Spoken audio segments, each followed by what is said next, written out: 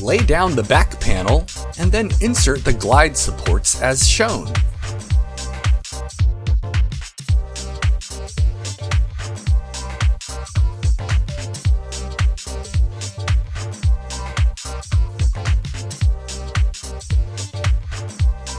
Fasten the plastic glide supports to the back panel using the 5/8" wood screws that are included in the box containing the glides.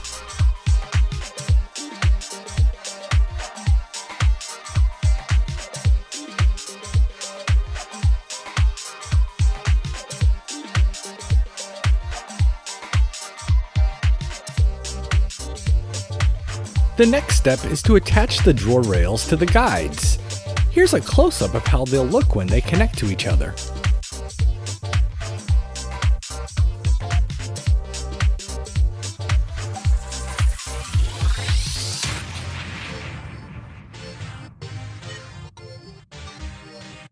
Fasten the rails to the cabinet using the screws included with them.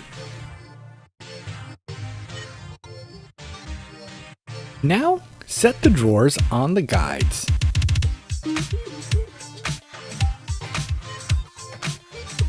Here's how they attach.